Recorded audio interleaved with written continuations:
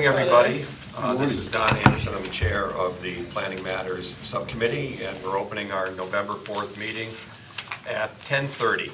And we have a quorum. We have 4 out of 5 of our members here. We also have other people in the audience as well. Everyone signed in the sign-up sheet, right? Yes. Right, perfect. All right, we'll continue. Right now, just to pick up where we left off is we have minutes, but the minutes are still being in the process of being tweaked for the October 23rd. So we will table that to our next meeting. Let's go right into our first go-over of the revisions from our previous meetings. So Marilyn graciously put some of this together, and it looks fabulous. And but let's take it from the start. Everybody has their copies? All right, so right off the bat, the first thing we wanted to do is, on page 1 of 7, is change the topic from mixed-use zoning district to mixed-use village zoning district. And I don't think there was any other changes on that, correct? Correct, yeah, except this is an amendment to zoning map, that's under separate cover, that's not anything we're Right. dealing with, so that should be deleted. Okay, and amendment to zoning map. All right. Okay. Rest of it, request. I don't think there's anything, the request I don't think really is part of the final. It's sort of, well, the way the way it was given to the council at that time was the cover letter, the vote of the, and then it went into the bylaw, and so Okay, the needs of the town of East Long Meadow as a collective as opposed to current Right. and future residents. I'm referring to, this is the cover letter received, that the council received from the planning board, and there's some preamble stuff before we get into the actual bylaw itself. And one of it was speaking of mixed-use zoning districts to create conditions for property development standards that offer a mix of housing, civic uses, and commercial uses that meets the need of current and future residents. To be a little clearer, the subcommittee is changing current and future residents to the town of East Long Meadow, which would incorporate that as well as other aspects like business and so forth. I don't think there's anything else on page 1. Now, before we move forward, if I may. Please. If we're okay with the language that we're discussing today, is that okay? I mean, is that part of the document? Yes. So we're not going to go through a third time? No. So I can, in reviewing the document for the future, I could write okay next to it, so it would stay where it is. Okay, sounds like a plan. Okay, all right, just so that we're all on the same page. We are. Okay. All right. All right. Now we're on page 2 of 7, and I apologize. There were no changes to the first paragraph. The second paragraph, it talks about the definition. It says mixed-use development.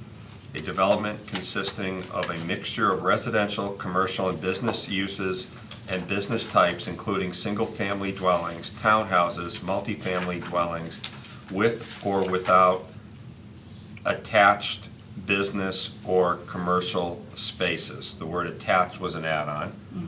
So we put an okay next to that. Business and commercial buildings, recreation facility, and open space. Facility was an add-on from the past. Okay. The portion that reads recreation, recreation is an activity that people engage in during their free time, that people enjoy, and that people recognize as having socially redeeming values. Park and Rec Professional Handbook, we've stricken that, correct? Correct. Okay. Right? Yes. Now we're off to table 3.1, and then no changes there. Identifying MU, mixed use, do we want to change it, anytime we see MU to say mixed use? MUV. MUV, yeah. There you go. So anytime we see Ralph an just MU, I move that motion. No, okay, MUV, only be clear because someday in the future, we may actually have a mixed use for other and not a mixed-use village. Okay. And that could create some confusion. So anytime we see MU, it's going to be MUV in discussing of this. So that is new. Okay. Okay, So and that's fine. I'm going to that's put fine. new next to it as well. Inserted bylaw number 3.10 for public transportation. The word originally said facilities for, and now we have it, public transportation locations to include bus stop. Then to include was a continuation, we struck that. Regional bus, rapid transit bus, or shuttle. So to read it with the edits, for public transportation locations to include bus stop, regional bus, rapid transit bus, or shuttle. Is that in agreement? Yep. Okay, we'll put an okay next to that.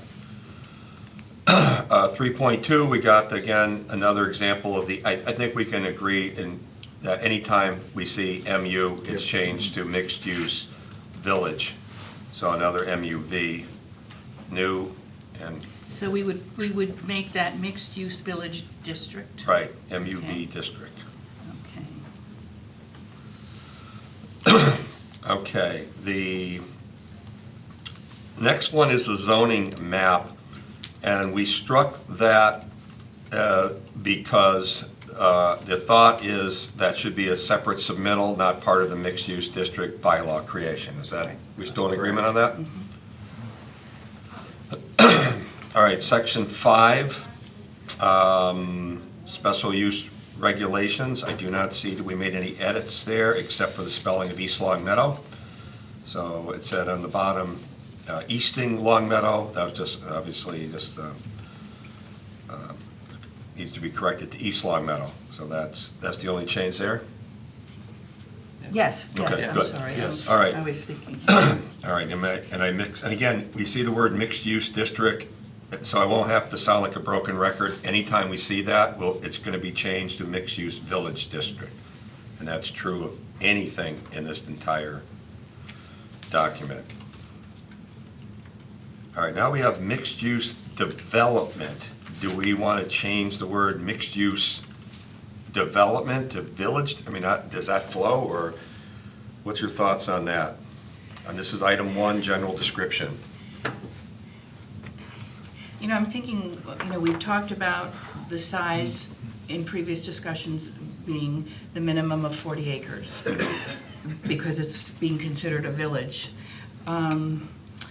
It's feasible, I guess, that we could have something larger. So there may be a development within the district, but there are no parameters for that. Or we could have something smaller if it's wise to create a more traditional mixed-use, non-village. I think that's, and I'm just trying to think the word mixed-use development will have a carry-on effect beyond the scope of this particular thing. And I if think we don't that there's qualify it. been discussion, planning board discussion, I think, about different sections or different situations in town that might trigger a different type of mixed use. That would be, I would think that would be a separate land use with different criteria, with different setback, side yard, lot coverage, whatever. So what are your thoughts about the way it stands right now, since we don't have those others? maybe my thoughts would be to make mixed-use village districts and make everything, rather than a development, Mixed-use village district development? Well, the letter, or the statement reads, mixed-use development shall be permitted in the mixed-use district only. I mean, maybe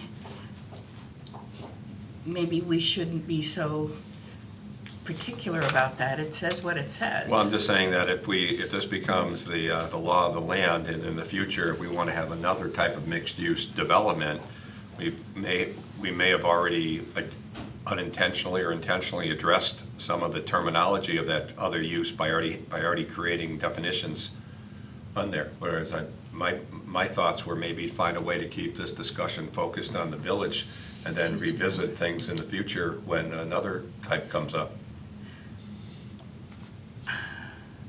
above it, the paragraph that, it's listed in two places. Mixed-use developments shall be permitted in the mixed-use district. Mhm. And basically, that's what's going to happen with the development of the there are going to be developments within, maybe some residential pieces, maybe some combined pieces with commercial and residential. I thought the language really stood for itself. Well, can we say mixed-use development for the purposes of this bylaw, or words to that effect? Whereas we reserve rights to make changes in the future if it comes up? Mixed-use developments, special use regulations, okay. Mixed-use village district.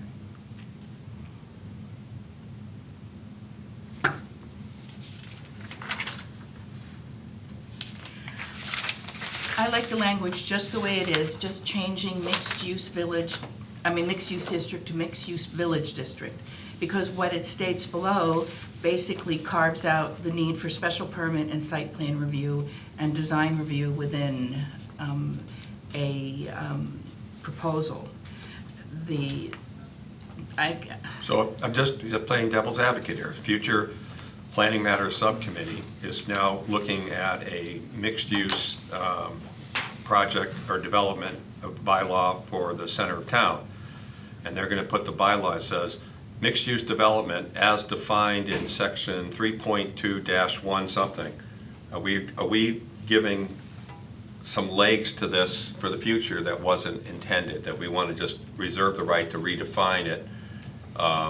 Whereas certainly a mixed-use development in, say, the center of town would certainly have a different look than a mixed-use development over in some other land. Do we want to say mixed-use proposals? Does that change it rather than, I they're synonymous? I would say, my thought was, and remember, we're going to have, this is, and just to throw us out as well, through the council president, I was able to speak with our town attorney, who does want to review this as well from a legal point of view and so forth at the end. Right. So, so I just want to, my thinking is in terms of mixed-use development not having an unintended consequence of a future mixed-use development that is not a village, and saying that we've already defined it in some ways, and then having inconsistent, because we're going to say mixed-use development. All right. What if we deleted the mixed-use development and say the creation of a mixed-use district will occur only upon issuance of a special permit? I mean, the district is going to be how the parcel is defined. But what if we just did simply mixed-use development for the purposes of this, for this limited specifically to this bylaw, shall mean a development consisting of mixture? That way, we're not making it go past it. Can't hurt. Everyone okay with that? Yeah. Okay. Now, we'll tweak the language. Can you read it to A mixed-use development. Where are you starting under? Section 1. I'm sorry, right here. We need to go above it. Okay. All right, let's go to section 5, mixed-use developments. And then we're going to define it below, right? Okay. We're going to define it below, because it said, what's a mixed-use development? We're going to have a general description, Okay. limited below. Shall be permitted in the mixed-use district only upon issuance of special permit with site plan review and design review, blah, blah, blah. All right, a mixed-use development as a mixed-use, I should probably put a mixed-use development, or mixed-use development, limited. Yeah, you're right, I see what you're saying. But if you see my point too, though, I don't, I'm just trying to find a way that doesn't have legs beyond what our intention is. Why don't Question? you just say for the purposes of this bylaw? That's kind of what I was going for, or limited for the purpose of this bylaw. Done. Yeah, we agree. All right, so mixed-use village, or just Mixed-use mixed-use development. development? For Is the this in purposes, 5.1? or limited to the purpose, yeah, we're 5.1. For the purposes of this bylaw, Yeah. shall mean a development okay. If that helps to clarify things, it works.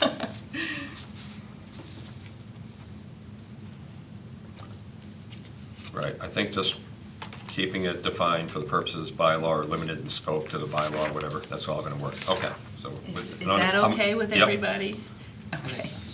New. Because I don't want to write okay and then change it. All right, so now continue with some changes on it. So we continue with the, all right, mixed-use development for the purposes of this bylaw shall mean a development consisting of a mixture of residential, commercial, and business uses in business types, including single-family dwellings, townhouses, multifamily dwellings with or without, and now that we're adding the word attached, business or commercial spaces, business and commercial buildings, recreation facility, and open space. That's all okay? So I'll put an okay next to that. All right, now we're going to section 2, purpose. Can I just make just because if we're doing this, just to Yeah. make sure everything's clear. Up on the top of that page where you have that original definition, right, of mixed-use development up top, do you want to change that too? You mean under section 5? No, right at the top Yeah, definition. see, what we did is we called it mixed-use village development. And I think if we kept it consistent with that, that might actually probably be the best way to do it. Well, then I guess I wonder why do we have the definition under definition, but then we're basically redefining the same Yeah, definition I pretty under much read, 5.1. I pretty much read the whole thing again, yeah. I think you did exactly read the whole thing again. Yeah, exactly, except for the part that we crossed off at the bottom, defining recreation. I think if we use mixed-use village development, I think it just keeps it focused to what we're talking about here. But now the question is, that Connor brings up, which is a fair point, is we have it in the general description as well as in the definition portion up above. Is that redundancy, or do we need to be redundant? You know, I think part of the confusion with all this is and this is a sort of a side comment, the town is in the middle of codification, and we've been hearing definitions are all going to be in section 8 of the definitions and not necessarily within the bylaw. And there are certain situations where I think it's important To have the to have redundancy. to have the redundancy. So I don't know if this above definition will get relocated someplace else. I'm saying, I'm sorry, Connie, if you just want to add mixed-use development for the purposes of bylaw placeholder number, right? Because you're talking about possibly different mixed, that's what I'm talking about for that portion up there. Or Sorry, we Connie. just basically go back to what we did up in the definition and call it a mixed-use village development, and then just call it mixed-use village, and then we can even get rid of for the purpose of this bylaw and all this other stuff, and just keep the definition consistent through it. So if I may, the Connie. definition, you should have consistency with your definition. And your definition that you're going to use should be in the area of the bylaw that defines, that part of the redundancy defines definitions. Mhm. So whatever you put under the definition section should also Be under the general go description? within the purpose, within the article of the bylaw.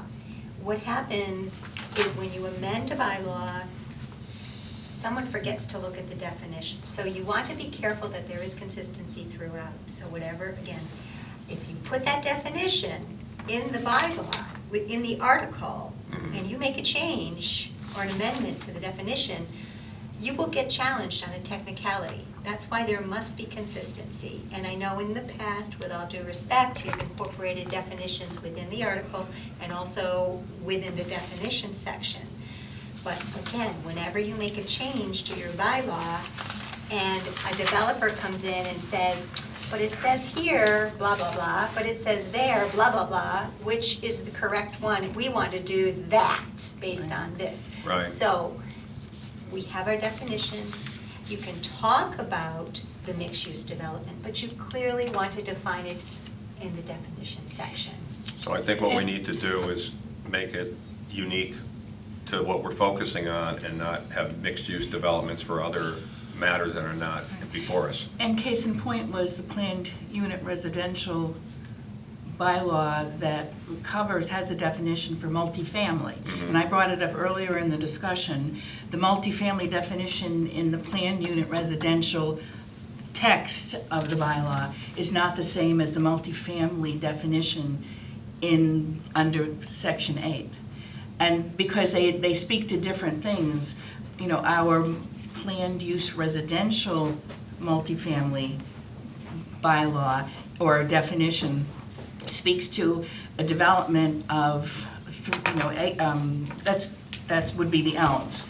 And it just doesn't, it's for that bylaw only. Mhm. And so that was what created confusion, but you will see further on that we accepted the definition for that under Section 8. So, you know, I hear what Connie's saying, but right. we do need to have some definitions if they are different. We've got a general, it's called the general description. It's the general description. That's not the definition. So you have your general description, and I think you've included everything that you want to say. Okay. I agree, I just All right. don't know that. So we have up here mixed-use village development, and then we have mixed-use development, but then we're limiting the scope. Would it be just as easy to say mixed-use village development and then general description, mixed-use village development? Or, because we have, like I said, the definition is MUVD, and then the other one is an MUD. Well, the district the village is the district. Right. Um, We use the word So- development right here. We're under Section 5 right now. We are. Which is special use regulations.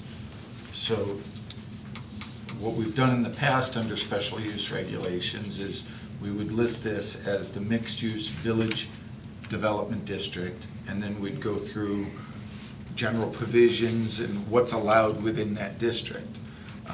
You know, whether there's something with exterior construction that you needed, or special rubbish locations, or something like that. Can I give a recommendation, just for simplicity? Well, right after I'm sorry, I thought Ralph Ralph's was done, I'm So, sorry. what I'm thinking is, I mean, from what I can see from what's been submitted, is this has to be recompiled to go into, whether the codified book or whether into this one to put it in the right spot. It's not, when it's submitted under the charter specifically says it has to be in the form to be adopted. To me, what I see here is not a form to be adopted. This is, hey, we've got a little bit here, we've got some here, we've got some over here. So I think at the end, after we go through and make sure, hey, all our i's are dotted and all, it's gotta be put in a form that can go right into the book. And like I said, I'm part of the e-codification, and they've set up subchapter 350 for zoning, and it specifically breaks it down in there. I would have no problems going into that and saying chapter 350, subsection 5 is special use regulations, section G would be mixed use village, and be able to put it in like that. I just think right now, it seems like we start with one, and then all of a sudden it jumps to something else, and Then I think we have a simple solution to everything. I think I just listened to what everybody's been saying, is keep with the definition matching the general description, and instead of calling it mixed-use development, call it mixed-use village development, mixed-use village development, and we don't have to limit it limited in scope for the purpose of this bylaw, just add the word village. And then there won't be any legs if somebody wants to come in and have a mixed-use bylaw in the future. Well, they'll say, well, this is a mixed-use village. Does that sound like a fair agreement? That's Yep. fine. Okay, great. Jane, you have another comment, or? No, I do, if you need the definition in two places, then that's fine, but I was just gonna say, why don't you just use the definition of mixed-use village and then just take out this general description for the bylaw and just have a mixed-use village, like, district, but if you're gonna have the definition in two places, then they should match, obviously. And if I may, we had the planning board discussed this matter at great length, and they concluded that it would be best to have a general description as it's, Okay. as it's written, and also to have the separate definition.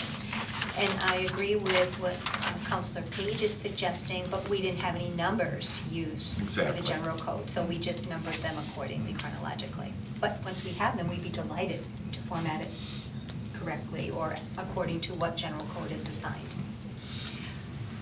All right. So before go we ahead, move on, Please. we've made a number of changes, we've crossed out changes, so up under definition, we've added mixed-use village development. Yep. Okay, and the others have been, the other parts that have been changed are okay. Down below, under general description, we've crossed out for the purposes of this bylaw. Yep. And we're back to mixed-use village development shall mean a development, okay. Can I also just make one, just up at the top for definition? Where it says the planning board proposes to amend section 8 definitions to include the definition of mixed-use village development, right? And then remove and a definition for recreation, because you're not defining recreation anymore there. Good catch, thank you. You're welcome. Good call. I just want, and I probably missed this, but we have no definition for recreation, and that's why that was included there. If you look at if you look at our definitions under the bylaw, and I'm sorry if I'm coming late to the party, but that's why we defined recreation. We have no definition.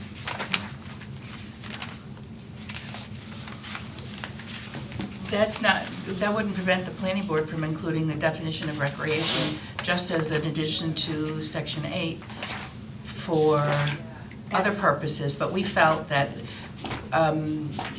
we wanted to be more specific about a recreational facility within the confines of the mixed-use development, mixed-use village development. That's why we changed it. You do have a definition of recreation facility. We do. Yeah, for the facility, that's why we added that in Right, there, right. But we right? don't have a definition for recreation. But you can add that. But I'm saying you're adding it within a bylaw that we feel we would rather, it can be added separately under separate cover. If the planning board wants to send a bylaw change to the council to add the definition, they can. So, in the spirit of promoting efficiency and transparency, because we don't have a definition for recreation, and every time we advertise, it costs us a certain amount of money, we thought that it would be very wise to have this heard at this public hearing, so we don't have to come back to the table and re-advertise. Okay. Yeah, Based on what Ms. Connie says, when you go back to the definition of mixed-use village development, and you come down to the area that we crossed out, we defined, we wrote recreation facility above, that has a definition that stands on its own. What would be the harm of? So here's the, okay, so this is what, thinking bigger picture, we have a bicycle trail that runs adjacent to this particular site that we're talking about, and that is recreation, so that's why we defined it at this point, because we want to be able to connect to the recreation that is available adjacent to this particular area that we're discussing separately as opportunity for redevelopment. So that's the genesis, that's how this all stemmed. We knew we had a definition already in the bylaw for recreational facility, Right. but we had nothing that defined recreation. And you're not going to have a recreational facility that, as it was defined under the bylaw, that would encompass the multimodal trail or the bike trail, walking trail that we have. So that's why we included that. But this definition doesn't seem to be limited to outdoor physical activity. It could be like playing cards and Yahtzee or anything else like that. Yeah, because people will set up tables, you know, if you want to really get to bigger picture, you know, you could set up chess tables, you know, you could do other forms of recreation adjacent to the site. So I don't have the definition for recreational facility in front of me. Do you have that, Marilyn? I do. Okay, could you read that? A place designed and equipped for the conduct of sports, leisure time activities, and other customary and usual recreational activities. Okay, and recreation is an activity that people engage in during their free time, that people enjoy, and that people recognize as having socially redeeming values. So, and that came from the Park and Recreation Professionals Handbook. So Park and Rec actually has their own definition of recreation. Two different, you know, slightly different, and perhaps that's why recreational facility and recreation were never separately defined under the definitions. Unfortunately, I don't have my planning board members here today. They were not able to attend the meeting, but I think that they would feel strongly that they would like to, at this time, also include a definition for recreation in the interests of expanding what we consider to be a recreational type of. Yeah. What I'm gonna do is, right now, I'm gonna request, if I have to do it through the subcommittee or through the full council, is to request that this matter on recreation go back to the planning board, but in the interim, I still want to move forward with it being stricken at this point. And then we can always revisit it, because we're not going to get everything done today. Anyhow, what are your thoughts? Well, thank you Because for my providing- concern is that we have certain limitations on recreation, like you can't have, like, what are the projects somebody tried to do, like a sports field or a sports facility or something, and we didn't have it in the zoning? That will come up under the table of uses, Yeah, and we'll talk about that. I think when you don't have a definition, I remember, was in law school, one of the professors, I think, said, you look to life in all its fullness. And I think some of the definition here for recreation, I think this is a little, it's a little too open. I can understand why the Park and Recs department wants it, but. No, I didn't say. No, I can wanted see it. why, I can see why they would have this definition within their scope, but I'm just, really need to think it through to make sure we're not opening ourselves up to other forms of unanticipated recreation, because it seems to be, how are we gonna define what socially redeeming values are and things of that nature? If Now- I may, this is why we crossed it out to begin with. Yeah. The focus of this bylaw is land use. Right, And yes, recreation is an activity that people engage in during their free time.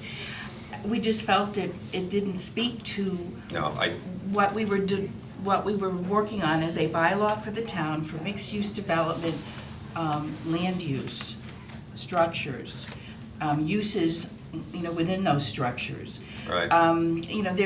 It doesn't hurt to have this definition in our definitions. Right. We just felt it. Doesn't belong It in there. was, and it says Park and Recreation Professionals Handbook. We didn't know where that came from. Was that our Park and Rec? And I just Yeah, felt no, like it was a cut and paste from something. I think at this point, until we get, further review, I think I'd rather continue with just having it stricken at the moment, have it go back to the planning board for further discussion, and to understand what the, whether it's opening up any type of things that weren't anticipated. All right, where was I before? Am I on page? You're on page 2, Okay. and you're under, Section. well, we were at the bottom. We'd finished, we were going from general description, moving, This is my page 2. I think we have different page breaks. okay, no, No, we're we're the same. okay. And we finished that, and then we went over to purpose. That was where we had Okay, and that stopped. definition matched the other definitions, we're okay. All right, now we're in purpose. All right, 2, purpose. The purpose of mixed-use village development bylaws to allow a number of uses as outlined in table 3.1 in a single development, and 2.11 is the same, 2.12 is the same. Now we get to 2.13, provide additional housing.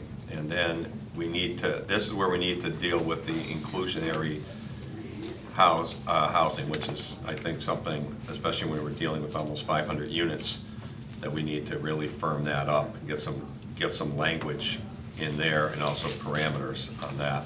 So that's going to be a big asterisk to get back to. What I want to do is go through the stuff we're all in agreement on, and then I'll reel back to the stuff that we want to have further discussion on. So Okay right with that? now, that's No, our second asterisk. Have it there. Okay, yeah, the I first think one that they're is. just, Okay. maybe what it's was just a the first one you had? placeholder. The to definition, remind that's going back to the Oh, planning yeah, board. that's asterisk, yep. Okay. I just wrote it as a mark.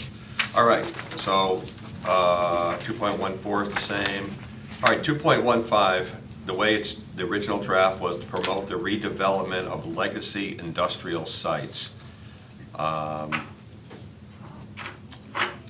Is that most of, does that limit this to just legacy industrial sites? Or what was the thinking, Connie, on that one? why they put that in there. Our thoughts were just to get rid of that, but was there a strong feeling on the planning board on that? They had concerns in regard to where this development was going to be taking place. What the planning board would like to see is adaptive reuse. I guess that's a good way of putting it, any type, and that's what they considered a legacy industrial site, where you have a property that was used formerly for one use, and now, because of either social constrictions or other constrictions, they called it a legacy industrial site that could be redeveloped, so.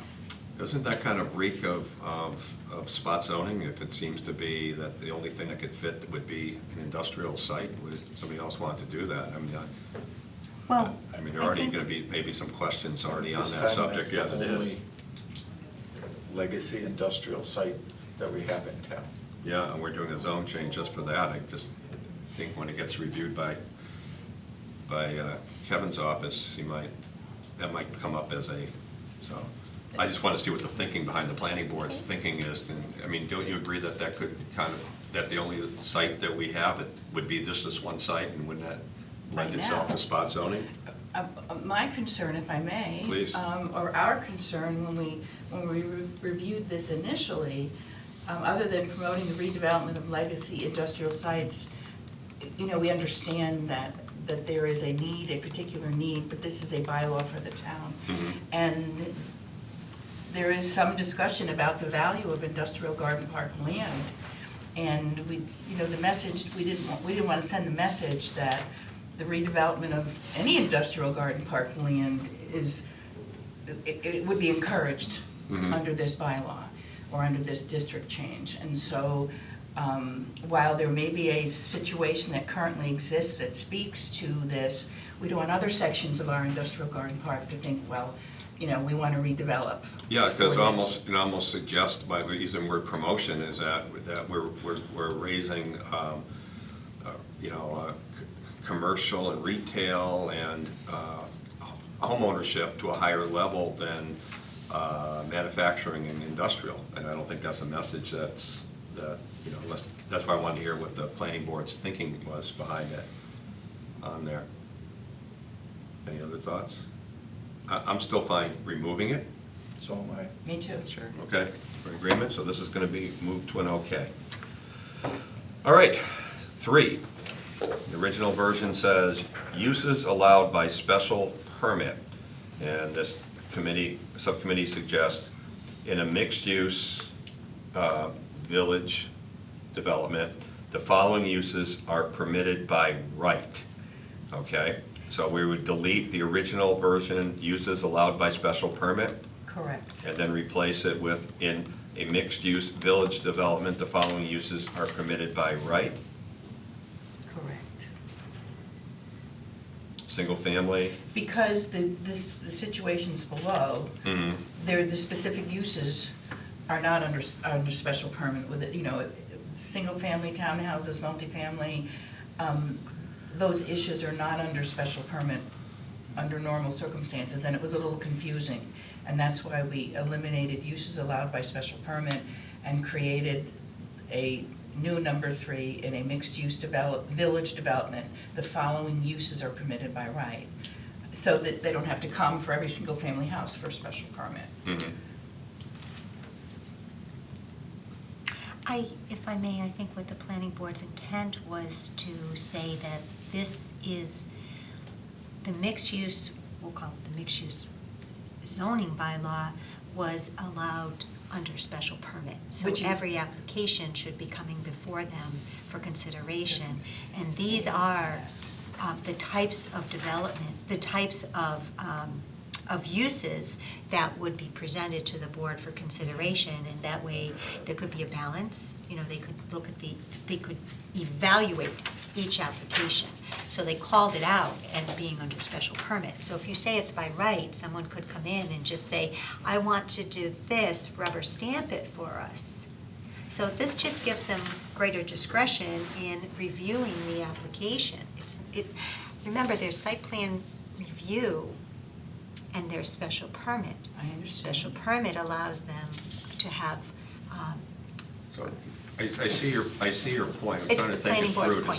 Does this, the planning board's point? I'm thinking of, do you guys see a loophole in here that somebody can come in and say, we have a matter of right, and then Okay. come in without it? Let's jump ahead to page 6 and 7. All right. Number 9.1, applicants for mixed-use development shall follow the special permit procedure specified in section 7.2 and the site plan review procedure specified in section 7.4. That pretty much says the whole development is under site plan review and special permit. What this is saying is an individual use within that, such as a single-family Correct, home, right. you don't need a special permit for the single-family home. But you do don't need it for a special restaurant, permit. you do need it for a restaurant, because a restaurant requires a special permit now. So, and that will come under the table of uses, but the point is that, you know, you can, within the, if they make a decision to build, you know, a group of single-family houses or townhouses or what, that's within the scope of the project. But those specific uses do not require a special permit. And that's why it says in a mixed-use development. Right. Within a mixed-use development. The whole development is under special permit, but each individual, we don't want a developer to come back for each single house and everything. So if I may, I think what this, the point of this paragraph is to allow a developer to quickly look at the bylaw and say, what can I do here? Oh, I can do single family, I can do townhouse, multifamily, and business and commercial uses, recreation, and open space. It just calls it out instead of having to dig through the weeds and further along and gives them the answer they need quickly. So that was all. It's not to be restrictive, it's just to give them clearer information. That's all. Would it be harmful if we wrote in a mixed-use village development, the following individual uses are permitted, and get rid of the word by right? I don't know why you would want to say individual uses, just the following uses are permitted. So where are you reading from though? Please help me with Oh, this. this is from the previous conversation, What section? Did 3. you amend? Oh, so you amended section 3? Yeah.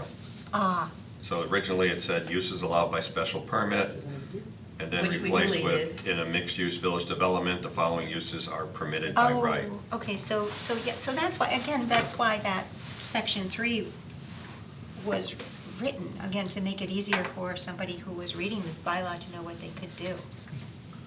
So if I was reading the bylaw and I came to section 3.1, uses allowed by special permit, single-family dwellings, townhouses, multifamily dwellings. To me, the first thing I would think is I need a special permit for each one of those.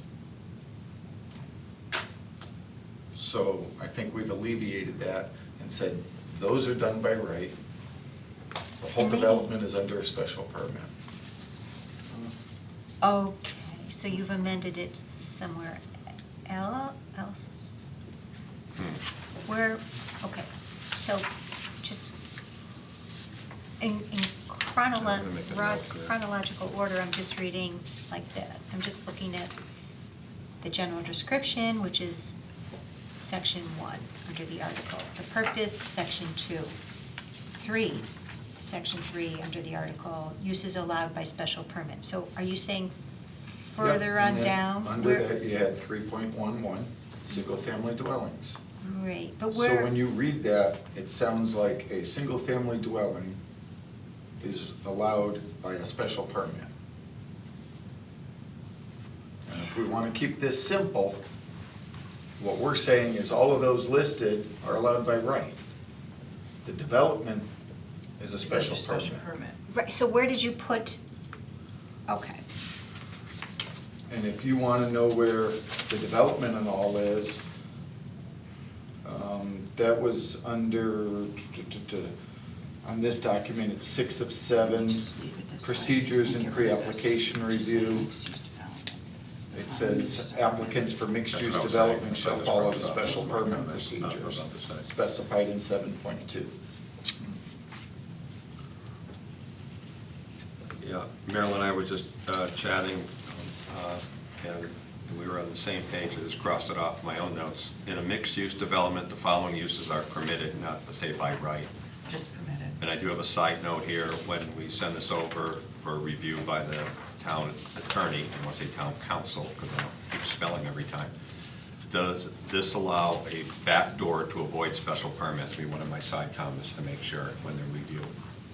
So, And that's exactly what, under 3.14, was gonna be one of my questions. I just wanna make sure if we have, let's say, a restaurant within this. Right, and to say if it is permitted, you'll say, well, you guys said it's permitted. So we want to add this, and, we don't have to go to special permit, but a restaurant in and of itself requires a special permit. And with the original proposal, had the first version of this that was withdrawn, had a statement that said that uses within the, and I'm paraphrasing it, uses within the community or within the East Long Meadow that are required to be under special permit will still be. So if you had, say, a pet grooming facility within the mixed use, or a restaurant within the mixed use, it would still require a special permit. okay, so what do you want, so tell me what you're striking from section 3. How do you want that phrased? I have uses allowed by special permit, but I understand. That we removed. So what are you saying, what do you want to, you want that removed? And then replaced with, Okay, what are we replacing it with? in a mixed-use village development, the following uses are permitted. All right. And without the word by right, that way it infers that it would still be under the whole umbrella of the Right, process. right. So Not just a matter of, allowing a backdoor to avoid special permit. So in a mixed-use village development, that becomes 3? Is that what you're saying? Correct, correct. Okay, all right. Okay, so 3, section 3, in a mixed-use village development, the following uses are permitted. Single-family dwellings, townhouses, multifamily Multifamily. dwellings. Business and commercial uses compatible with and supportive of residential uses as listed in the East Long Meadow Schedule of Use Regulations, Table 3.1, that stays. Right. And 3.15, recreational and open space, including community. We added built. facility after recreational. Recreational facilities. Okay, gotcha. Thank you so much. Okay. Anything else in there? No, No, I think that's there was it. just a side comment about referring to section 8 for a definition of multifamily dwellings.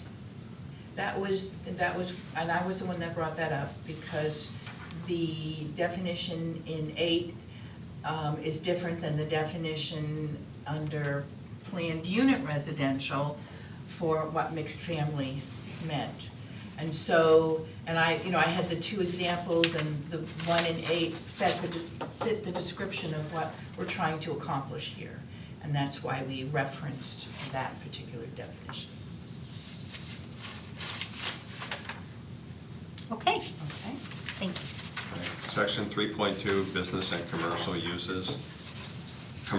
Commercial and business, and the change is commercial, comma, business.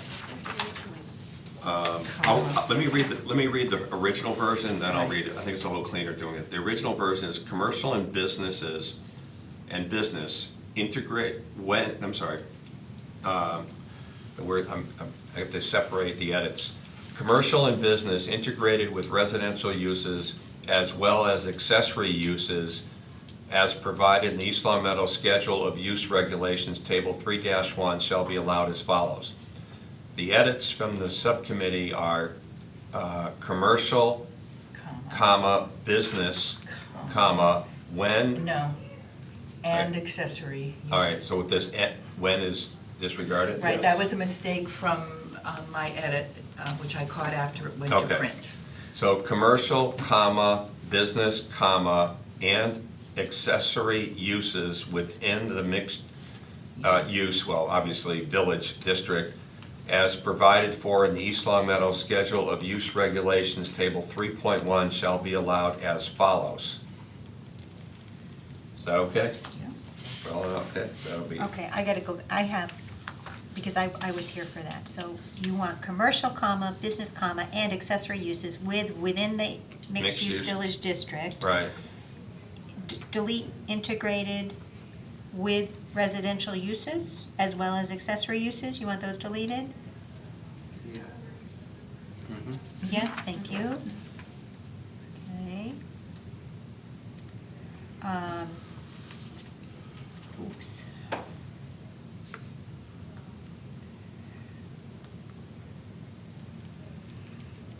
as well as accessory uses deleted. Okay, so you have commercial, business, and accessory uses within the mixed-use village district, as provided for in the East Long Meadow Schedule of Use Regulations 3.1 shall be as follows?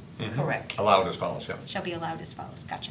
Okay, And 3.21, add the word allowed before uses. So the allowed uses less than 10,000 square feet may occur without restriction except for uses requiring a special permit. Allowed was there, we took it out. Well, one single use with up to a maximum of 25,000 square feet is allowed in the project. In addition, two uses up to a maximum of 15,000 square feet each may be allowed in the project. Oh. I'm unsure about I put it allowed, I out. have it crossed out. Crossed it out, yeah, we crossed it out. What? Right, do I have like, Allowed is That, yeah, crossed we out. had allowed, see? yours is crossed We out, added, mine and then we isn't. crossed it out, I right. missed Okay. the crossing out. Yeah, I didn't get, okay. so you have 3.21, allowed uses less than 10,000. No, crossed no, out apparently allowed. allowed, I have it underscored, so allowed is gone. So 3.21, uses Correct. less than. Less than 10,000 Okay, so may back to the occur original. without restriction except for uses requiring a special permit. One single use with up to a maximum of 25,000 square feet is allowed in the project. In addition, two uses up to a maximum of 15,000 square feet each may be allowed in the project. Correct. So, just out of curiosity, and again, just throwing it out there, one single use of 25,000 is definitely allowed, but two uses up to a maximum of 15,000 each may be allowed. Yeah, that's why I So- added the emphasis. That would be a decision of the planning board if they don't want two of them, or? Correct. Okay? Are we okay with that as read? Yep. All right, so that goes into the okay column. All right, 3.22. Total gross floor area devoted to commercial and business uses or use shall not be less than, here we go, 20%, the original was 5, nor exceed, the original was 15, 30% of the total gross floor area of the mixed-use village development. Another adding, any phasing of a development shall include the required minimum ratio of non-residential to residential uses. All right, Any phasing of the development shall include, the required minimum ratio of non-residential to residential uses. So, I know at the tail end of last meeting, we were having some discussion to revisit these percentages. I think this should be an asterisk. Okay. And when we have wait, full. can I have that one more time, please? Any phasing of the development shall include the required, thank you, the required minimum ratio of non-residential to residential. Okay, thank you very much. All right, so I think Ralph was saying when we have the full, because this is a big concern, with the numbers, and I think both by all I think parties. inclusionary housing and this are the two. The two big ones, we could dedicate a meeting in and of itself to that. So do you want to at least move forward with what we Move agree forward. upon, and then put Yep. asterisk number 3 there for further discussion? We all on board, For the percentages, yeah, I think, Yeah. I mean, unless anyone else has objections, I think any phasing of a development part, I think I'm good with that. I'm We good wanna with say that the part. wording, just the percentages. Yeah, just the Right. percentage. Okay, so we're gonna focus on the percentages at a future meeting. All right, item 4, density and dimensional regulations, 4.1. The minimum parcel size for a mixed-use, probably village development, or do we want to use District. mixed-use village district, shall be 40 acres.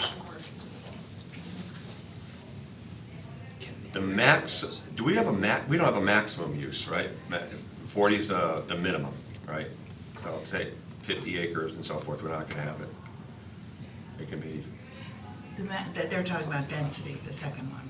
Right, the maximum density, 4.2, of housing units shall, probably word B should be included in there, right?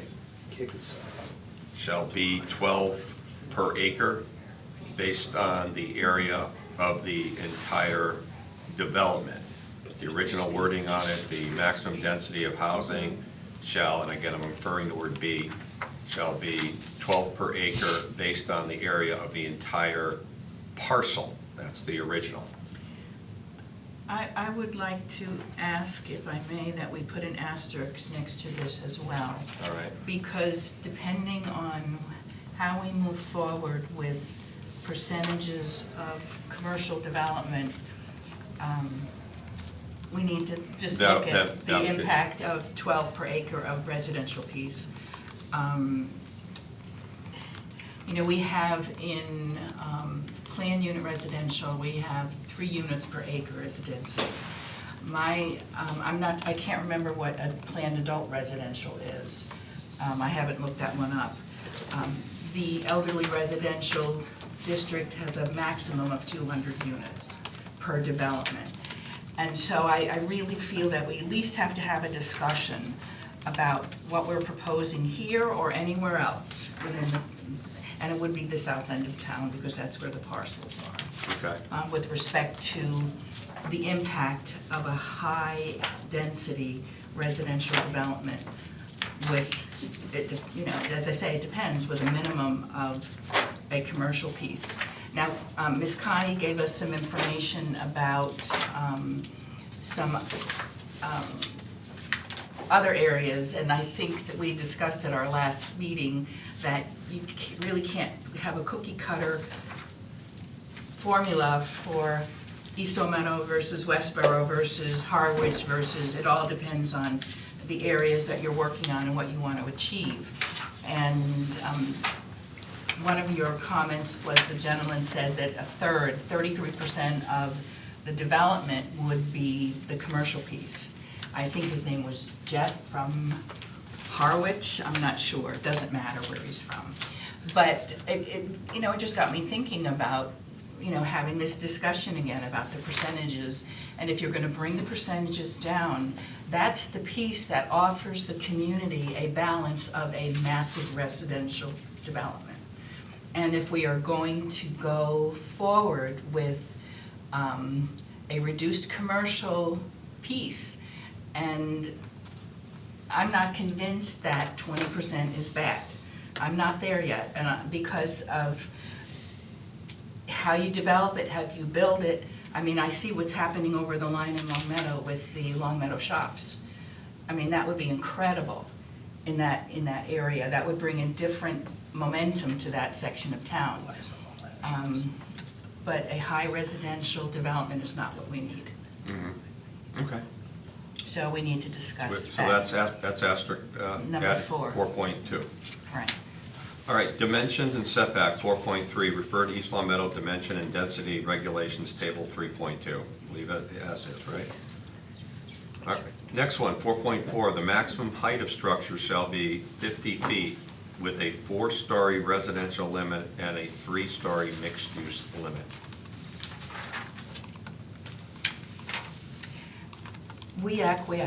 I acquiesced based on previous discussion, and, you know, I'm okay with that. Okay, so this is an okay? Excuse me, through the chair. Yes. I apologize, I was asking my counsel something. Your affordable housing set aside, put your asterisks in 4.2. That's where it should go. Just like you have your percentages in your commercial in Yeah. You said so. in 3.2, you have your percentages there. Yep. Your percentages for your workforce housing should go in 4.2. Same way. Just if you're creating placeholders for things. Okay. So the basically inclu- just so that we You can mean- go back and right. re-review So it. the inclusionary housing? Right, the inclusionary, yes. Okay, so discuss that as part of the 4.2? Correct. Yes, That's usually how Yeah. it works.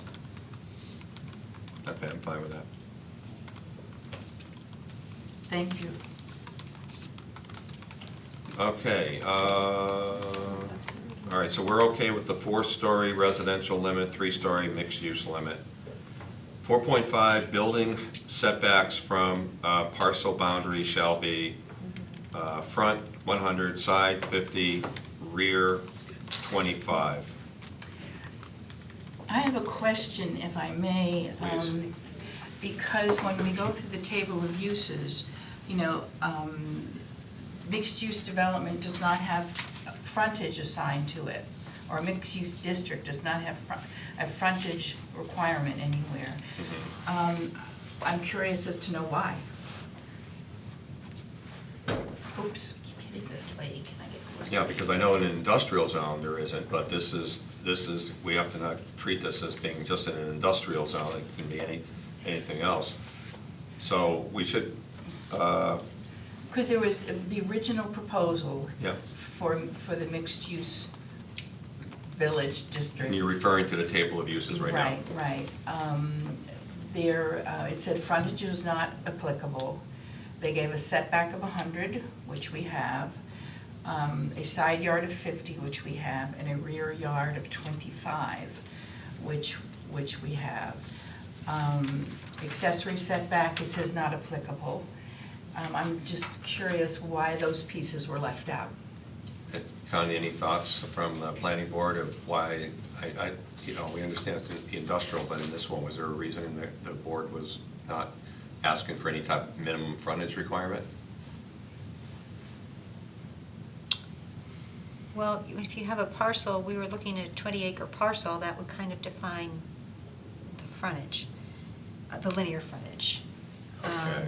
So what they're looking at in this particular development, if you think of this mixed-use district as a block, there's going to be a whole lot going on within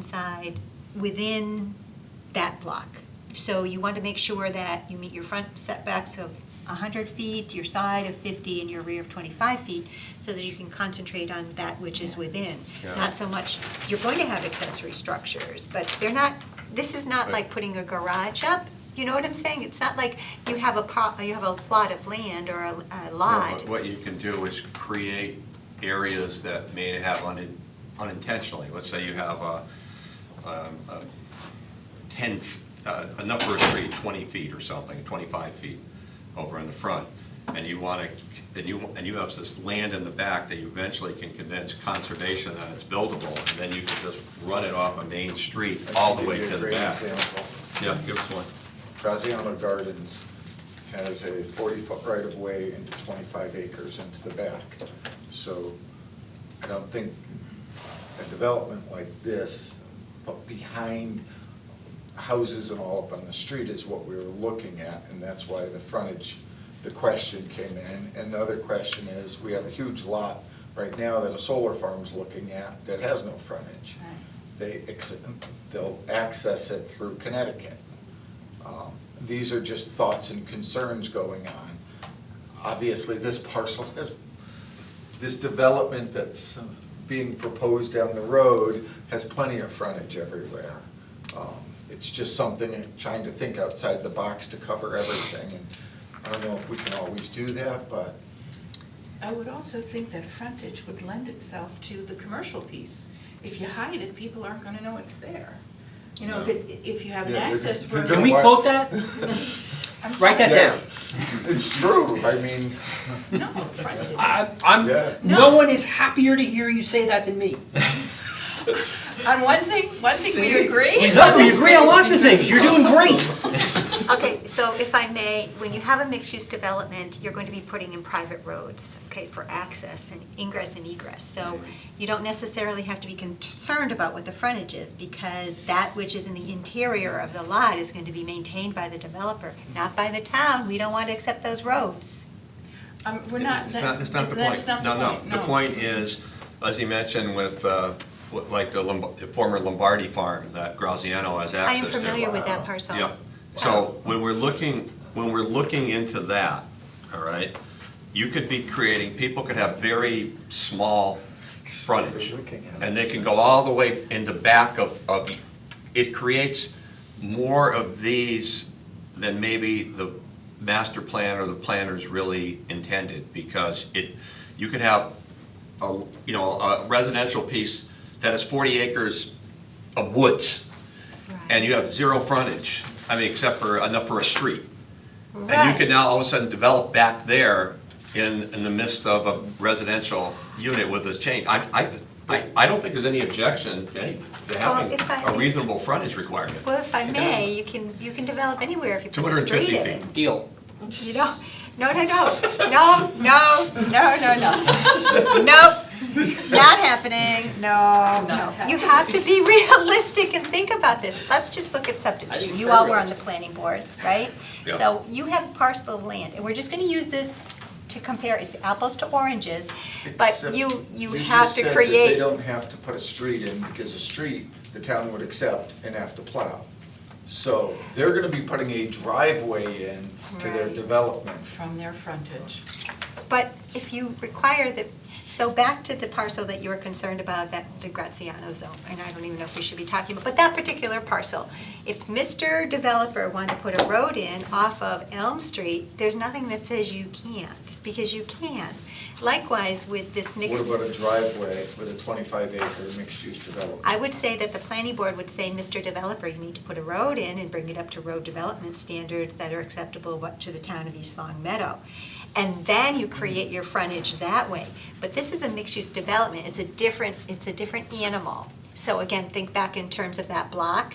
You want to make sure that everything that's going on within the interior of that parcel there are buffer zones, if you will, and that would be the setbacks. The front setback of 100 feet, the side setback of 50 feet, and the rear setback of 25 feet. Because you want to create a perimeter area that is treated differently from the development area, either left in a natural state, or maybe landscaped accordingly, or the intrinsic quality of the land is honored. It's not the same. And the frontage requirements, it doesn't really apply here. Have you been to Blueback Square in West Hartford? That was a parking lot for a car lot. That was a car lot. That was a used car dealership before they developed it. But they have a lot of frontage on the public way. It was a used car lot, and there's also a library there, the town hall is there. There are a host of other uses in that particular parcel, but the businesses and the apartments above, those were all, there was no frontage for those. The frontage is on the public way at Blueback Square. The- It is. I think we have a disconnect. No, I we don't think don't. yes, I think we do. I think we do. That was a parcel that was used, that was not the use. It wasn't a residential use. It was used for a commercial use. And then the interior aspect of the parcel was developed. And they met the setbacks, the interior setbacks. So it was an area of land that, again, we have, for this particular bylaw that is being proposed, everybody knows that there is a parcel in mind. That's not a secret. And that particular parcel does have frontage under the current zoning district.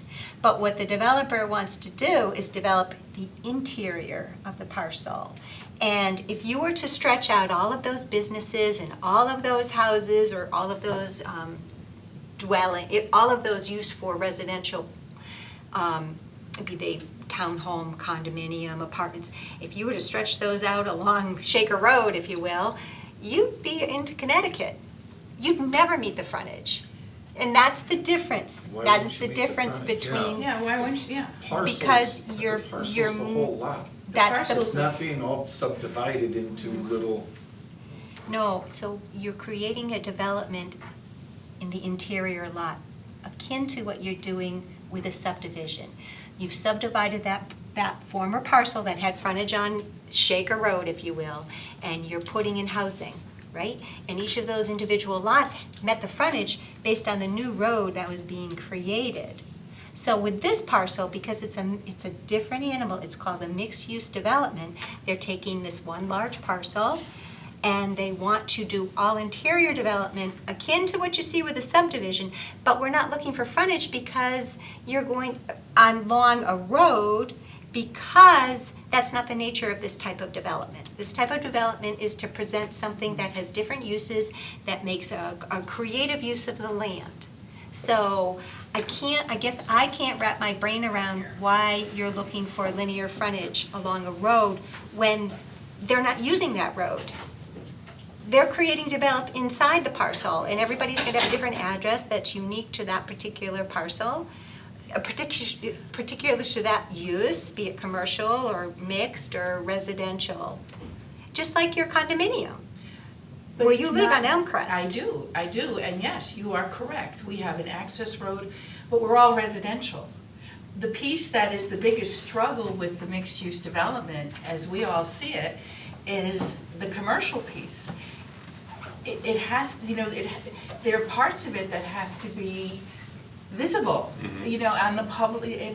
I'm not saying that the stores need to be lined up, but all the pictures we saw of Cherry Hill, and you look at Blueback Square and you see the boutiques and the shops on a main road. If you hide the commercial piece, it's not going to be the corner of Main and Main or even Elm and Elm. It's going to be something else. And it's, to me, that speaks to making it potentially destined to fail. It needs to be out there, and we need to have some frontage I agree. on the parcel. I the agree with district. Marilyn. I threw that number out because I'm just, John just asked me to throw a number out. It has to be has to be thought through. But I agree, because what you're gonna have is, well, not that long ago, I was a guest, I played golf at River Highland at TPC. And to get there, you have to navigate through all these residential areas and so forth, and there it is. But I'm driving right through neighborhoods and so forth in there. And you also look at a place like, and speaking of Connecticut, Evergreen Walk. You're driving by, you're driving through, albeit you're driving past businesses and so forth, but you're driving into this area, and it's a beautiful area. I love Evergreen Walk, it's a great spot. So my point is, I believe you do need to have visible frontage. We don't want a situation where people are navigating through through residential streets because they happen to find some, up to this point, land that was serving no purpose, and now they create it should be, right off of, I can't use the word busier street, but a street that could support business. I don't want to belabor this, but I'm very familiar with Evergreen Walk, and I was actually just there Saturday. And what people find Evergreen Walk because there's a sign at the gateway, Right. and they know that that's where it is. So if let's say. You can see it from the road, though. You can see it from the main road. My car gets there without, I just push drive it, it gets there on its own, because I'm there a lot too. You can see it from the road, you know it's there. I'll use this as an example. How did we all get here? We all drove down Marshall. Imagine if this were not the school, if this were the project right here, and they didn't have the frontage requirement. They'll say, yep, just drive here through Marshall and come into here. We've just created, a situation where people are going to be driving through residences to get into this because of no frontage requirement. I'm just trying to think of some other example that I can think, But if you still had a lot of frontage on a residential street, that still wouldn't prevent someone from That's doing the kind same of, thing. that's what but again, we're dealing with, businesses not being buried in the back of residential subdivisions.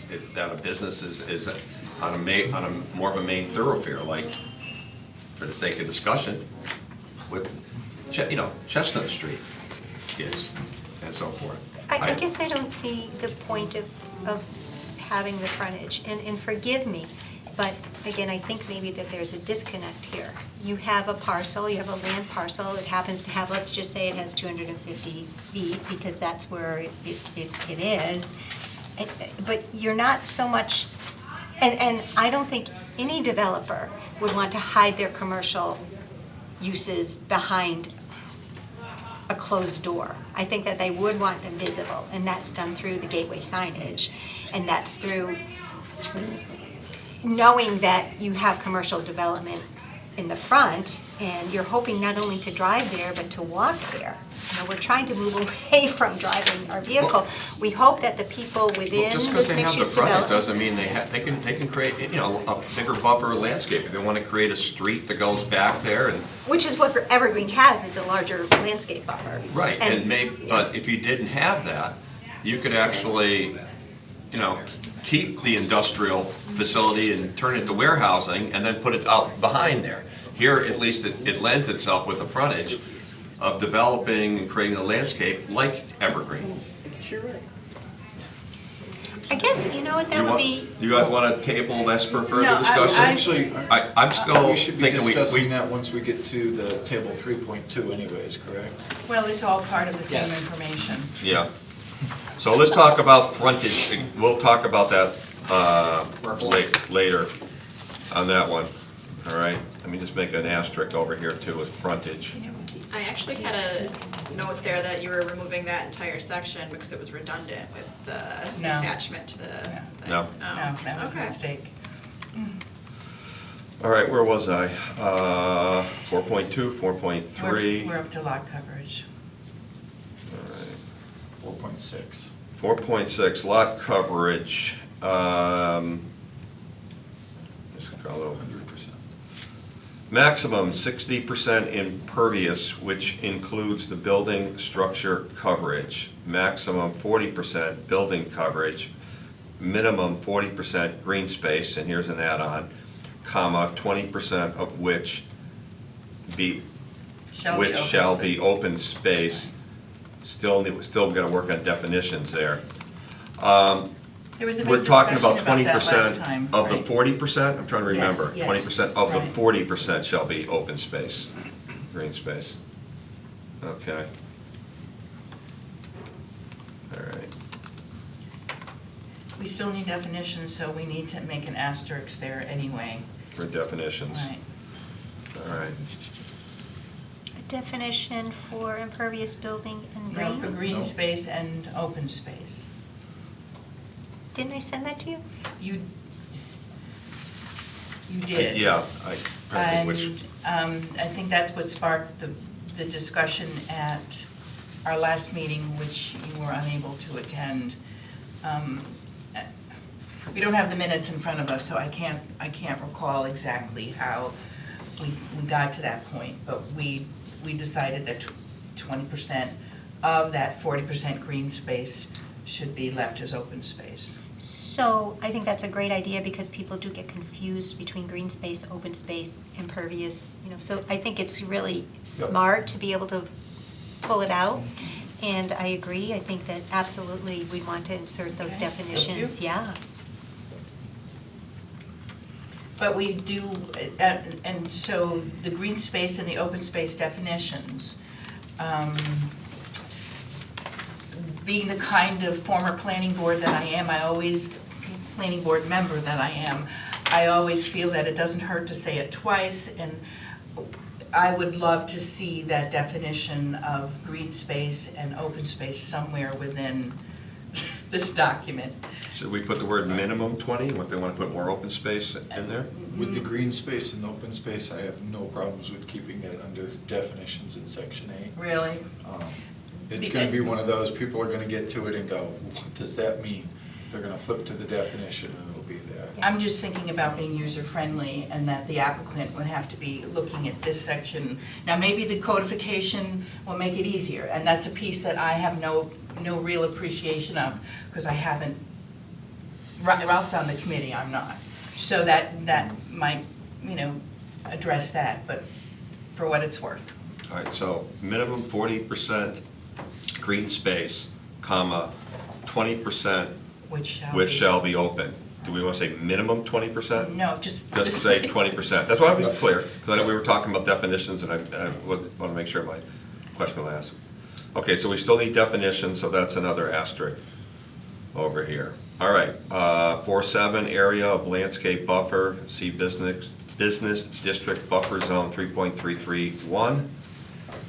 Buffer area shall be landscaped so as to provide a visual screening of the development.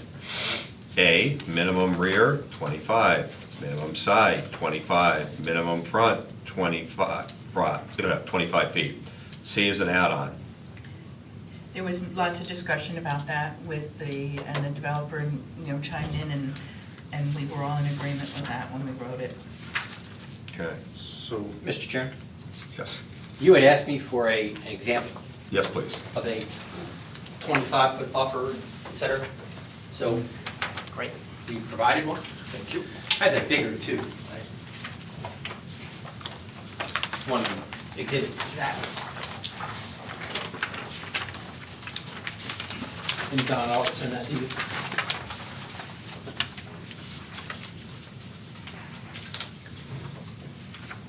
The first exhibit is, I apologize for the letter, but the first exhibit is just some sense of what 100 feet looks like and what a 25-foot buffer looks like.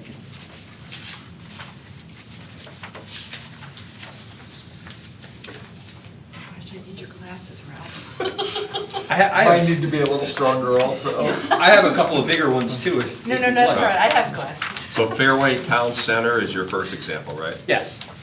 Okay.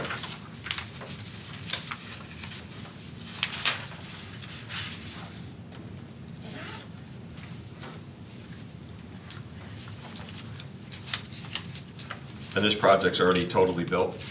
Yes. Okay. So Google map it, you'd see it. What percentage of businesses to housing is on this one? Probably, About 10. Might be a little more. It's about 70,000 square feet of commercial space. Is this the landscaping you're talking about? No, that's inside the development. There's a buffer on the outside. I'm sorry, you can get it.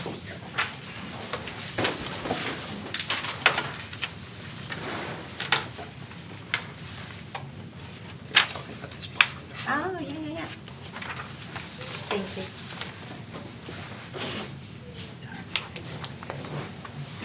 But it just gives you a sense of So, how a 25-foot buffer looks offset to a parking lot. If I may, John. yes, please. So just so I understand this right, like where that Shelton Road part there is, that like landscape space before the front parking lot? Right. That's the 25 feet? And Right. the combination of all Right. of that is 100 in total? Correct. Okay.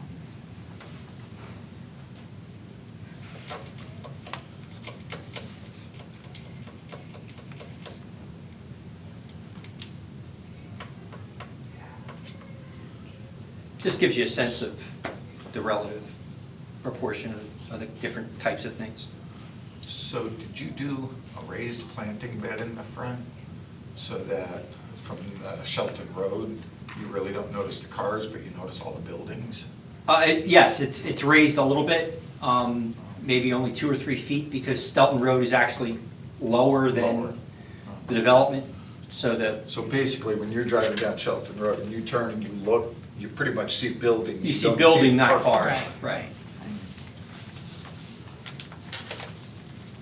Very similar to the Fields of Chestnut, where they have the raised area in the Right. front. You only see the rooftops.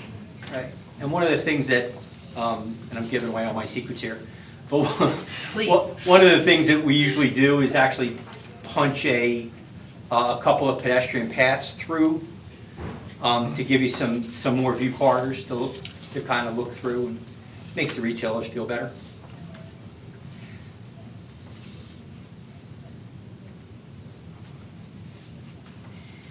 Isn't it, Jen? Okay. Yep. Do you want me to show them this? There it goes. No, I think all of it's not. No. So this one's like 368 units. How many acres is this piece, John? I'm just trying to get a, I would look it up. yeah. up the- Yeah, gun to my head, 25. It's a little smaller than the parcel we're talking. Would this sit before the development? In the percentage Has Ethel and of Stelton? drive-through location for a bank, the percentage of business commercial is what percentage? I think he said about 10. 10%, that's it? Yeah, that's it. Before you developed. No, There you no, go. that's He it. said it Oh. was 70,000 Actually, square that would be helpful. It's about 70,000 square feet of commercial. Yeah. Oh, that's what it looks like. Again, I don't know what the overall square See it, feet of the Mary? job is. Oh,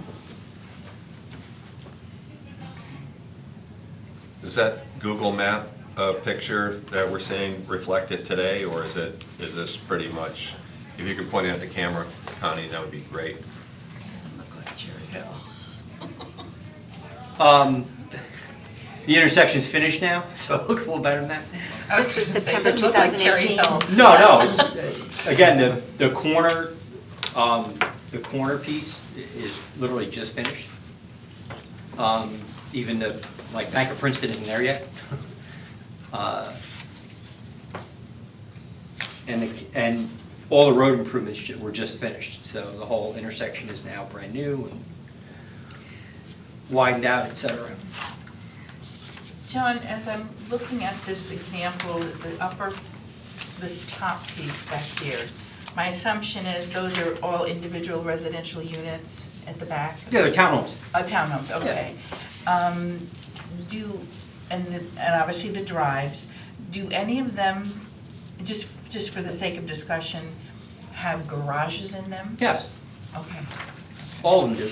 okay, Actually, all the residential behind there all has garages. okay.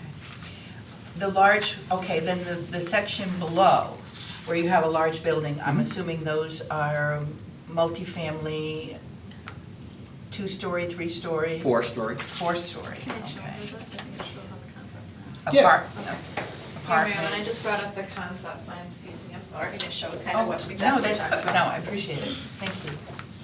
So like, if this is the development, right? So that's like the entryway right there. You see Okay. that coming in, so there's commercial, commercial, commercial. This is the, sort of the residential, you see the garages down there, and then the four, so it's 1, 2, 3, 4. So I was just trying to figure out the use of the parking in the middle. Jane, could you email that to? I sure can, I'll To me, email and the I'll link to share it you. with everybody. Yeah. All right. Thank you. Okay, So it looks like they do share some sort of parking between the residential and the commercial right okay, here. okay. Does that make sense? Makes sense, thank you Okay, very much. You're welcome. So yes, I will shoot an email link To to my- you. Yeah, you can actually see And, there, And then I'll share it with everyone. Yep. yeah, and you can actually see it, actually, you probably can't see what you're looking at, but it shares the trash too. It's kind of nice. We like that you Sharing share trash is good. Trash is a big issue in East Long It Meadow. is, well, it just, so that, there are a number of, so in between the residential and the commercial, Right. Those are some big pavers. there, Ralph wants to do the pavers. right? There's a number of, so they're compactors. So both the residents from the condos and the residents from the apartments, all use the same compactors. And, it's nice and clean and efficient. And that and you're correct, that parking in between kind of swings, if you will. Would you be able to, and you don't have to do right this minute, but share with Don, and then he can share with us what the parking formula was for this parcel? And this is your buffer? Actually. It's on the side, yeah. So this is what they're- 87 additional parking spots. Don, this is Yeah, their the last buffer. page has a shared parking demand worksheet. Yep, yeah, thank you. Where What does is it this? say That's that? the Oh, I buffer didn't zone. read it, I didn't read it. Buffer zone? Okay, Yeah, I started reading the front. I didn't read this. Oh, no, so- it's okay, because the question you asked me is not Is not the information that I provided you. Okay, Yes. all right. The information I provided you goes to the next item, parking and circulation, where we talked about about how do you share parking, what would that look like, et cetera. And my concern, if the subcommittee remembers from the last time, was not necessarily that you put shared parking in the bylaw at this time. You're welcome to if you'd like, of course, but more that you don't preclude it in the future. That you know, if the planning board, you know, wants to have that shared parking scenario and have less parking on the site because it's just not needed, that the planning board have that opportunity. Whereas some of the language we talked about last time was kind of closing that opportunity off. Well, I think the language was, you know, if, at least if I remember, because I participated a lot in the discussion, that if the, if it was documented at the time that the need was not there, and the planning board was receptive to decreasing the parking requirement, the language. Yeah, that's that. The language that we as a committee discussed was making the difference between the minimum requirement and your needs, and referencing it on the plan as future parking and left as green space, because the uses change and perhaps in the future you might need it. And the response was, well, we would build it out anyway. That's how I took it. Correct. And so, you know, the options there, that would be your choice, but our concern is that uses change and demands change, and that's why we put that, at least it's there, you know, for additional language right now. No, and again, So I'm curious to see what the formula was. no, and you know, it only matters in terms of, you know, if you plan the space in the future, then it's just sitting there empty. Right. You're not using it productively, so. I mean, that's- when I look at the list on your, just briefly, 2,000 square feet for a coffee shop, 2,000 square feet for a pizza, 3,000 square feet, I mean, those smaller units are apt to be occupied in the future with similar uses. They're not necessarily gonna suddenly become a large village market, because 2,000 square feet wouldn't accommodate that. And a large village market would require more parking. So, you know, it's just interesting. So I just wanted to provide the committee with what a shared parking analysis looks like. So you can see that it's based on time of day. You know, obviously, you know, you don't need as much residential parking during the day as you do commercial parking. You see it all comes together to peak at about 8 o'clock at night. So you can kind of get the sense of how that works. Ironically, this is all from the second edition of Shared Parking, which is an Urban Land Institute publication. The third edition drops on January 10th. So we'll get Mary Smith's update on January 10th, and that'll have kind of the latest and greatest on all the items. So I'm looking forward to that. Each residential unit's gonna have its own garage, or access to a covered garage, or is there? Not each. Not each. Each townhome would. But in the condominiums or the apartments, it's not a one-to-one. There's, you don't even, actually, you usually don't even get up to half. So, like on this example, there's 24, 25 condominiums in each building, and there's only 9 garages.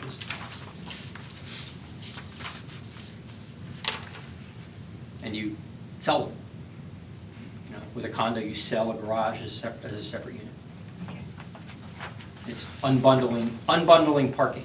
You know, parking is not free, it just depends on who pays for it, whether it's developer, user, whatever the case may be. And when you unbundle parking, you find that the parking demand goes down. Okay. All right, let's Can I see. keep this, or do you? Absolutely, no, you Okay, can, thank you. please. And Oh, I'm sorry. I mean, and I'll provide it by email to everybody, and including to Don, so he can get it posted the right way. So done, 4.7. Yeah. Area landscape buffer, it says see business district buffer zone 3.331. Yep. So are we looking at using the business district buffer strip requirement? Or are we looking at using the ones listed here as a requirement? Because I've got 3.331 listed, and it says, no specific side yard shall be required for a business building or structure. Except that when the property abuts a residence or residential district, a side yard or rear yard of 25 feet is required. The first 12.5 feet of the rear or side yard nearest the residence shall be left as a wooded buffer.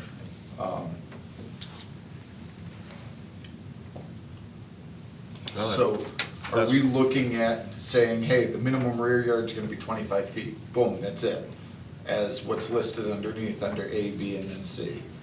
It does say to provide visual screening of the development, so because we do know to the, looking at the current use to the right, there is a residential area. So does this mean that between this and the fields of Chestnut, there should be 25 feet of visual screening of the development between the two as well? Is that the mind? If I may, I think you want to be careful when you say screening, because screening means to obscure. So when you're looking at the front, again, you want to be able to allow the business uses to be visible from the street, circling back to.